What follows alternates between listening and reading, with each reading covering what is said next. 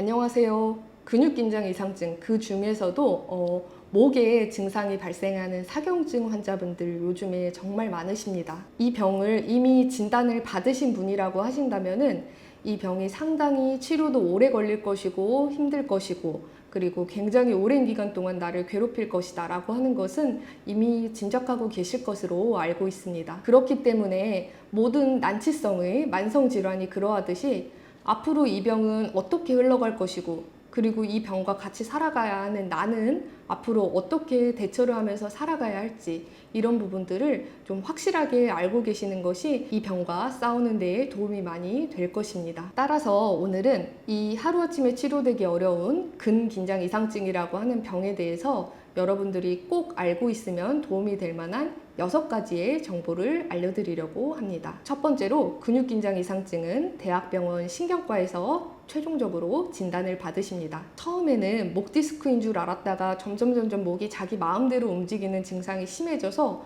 근긴장 이상증인 것 같다라는 상태에 머물러 있으신 분이라고 한다면은 아직은 근긴장 이상증이 아닐 가능성도 있는 상황입니다. 대한민국에 있는 모든 대학병원 신경과에서 사경증, 근긴장 이상증을 다 진료하는 것은 아닌 것으로 알고 있으니 가까운 대학병원에 예약을 하시기 전에 근긴장 이상증을 진료를 하는지 확인을 꼭 거쳐보시는 것을 추천해드리고 싶습니다. 그 다음으로 두 번째, 목에 발생하는 근긴장 이상증의 경과를 알려드리려고 하는데요. 이 병은 증상의 정도 차이가 사람마다 굉장히 심한 병이긴 합니다. 그렇지만 평균적으로 증상이 1년에서 5년 사이, 그러니까 5년 차가 될 때까지는 서서히 나빠지는 것이 보통이라고 알려져 있고, 그 다음으로 5년째부터는 비교적 완만하게 증상의 정도는 유지된다고 알려져 있습니다. 또한 연구에 따르면 10%에서 20% 정도의 분들이 5년 이내에 저절로 이 병이 관해가 된다. 그러니까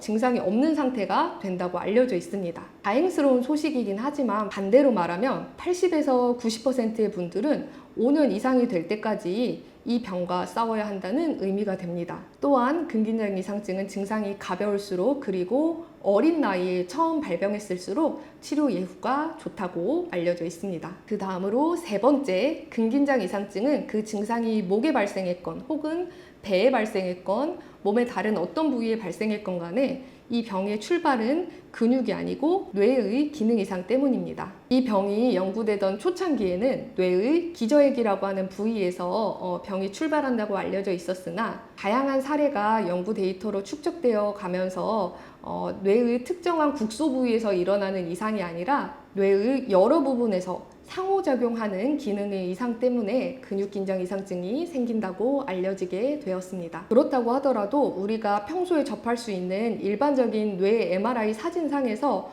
근육긴장 이상증을 유발할 만한 어떤 병소가 콕 집을 수 있게 보이는 것은 아닙니다. 그럼에도 불구하고 이 검사를 하는 이유는 다만 확률이 아주 적더라도 뇌 종양이라든지 뇌 출혈, 뇌 경색이나 이런 병이 있어서 그것으로 인해서 근육긴장 이상증이 생긴 것은 아닌지 한 번쯤은 확인하고 넘어가야 하기 때문에 검사를 받으시는 것으로 이해하고 계시면 좋겠습니다. 그 다음으로 네 번째, 목에 근육긴장 이상증이 있으신 분들은 내 목 주변에 여러 군데를 만져보시거나 특정한 자세를 취하다 보면은 일시적으로 증상을 확 경감시킬 수 있는 어떠한 부분이 있는 것을 확인하실 수가 있습니다. 근긴장 이상증이 심한데 사회생활을 계속 지속하셔야 하는 분들의 경우에는 이 일시적으로라도 내 증상을 경감시킬 수 있는 자세나 만져주면 좋은 부위가 있는 것을 꼭 찾아보시고 그것을 생활에 자주 접목해 보시는 것을 추천드리고 있습니다. 다음으로 다섯 번째, 일단 근긴장 이상증이 있으시다면은 매일매일 짧게라도 온열찜질을 해주시는 것이 좋습니다. 체질적으로 추위를 많이 타시는 분들은 이미 알아서 온열찜질을 하고 계셨던 분들이 너무나 많으셨는데요. 반대로 더위를 많이 타시는 분들의 경우에는 내가 따뜻한 찜질을 해야 된다는 필요성을 별로 못 느끼시는 경우가 많았습니다. 목을 비롯해서 몸의 일부분에 근긴장 이상증이 있으신 분들은 짧게라도 온열찜질을 반복하시는 것을 추천해드리고 싶습니다. 마지막으로 여섯 번째, 근긴장 이상증은 정신적인 스트레스가 가장 큰 치명타입니다. 이것은 진료하면서 경험적으로 느끼는 정도가 아니라 해외에서는 상당히 이미 깊이 있게 연구가 진행되어 있는 상태입니다. 따라서 근긴장 이상증이 있으신 분들은 적어도 정신적인 스트레스가 있을 때 그런 상황을 피할 수 있으면 가급적 피하시는 것이 분명히 치료에 도움이 됩니다. 충분히 휴식하시고 누워있는 시간을 많이 확보하시고 가족이나 친구나 주변 사람들 그리고 직장 동료들에게 내가 아픈 사람이라는 것을 굳이 숨기지 않으시는 것이 좋습니다.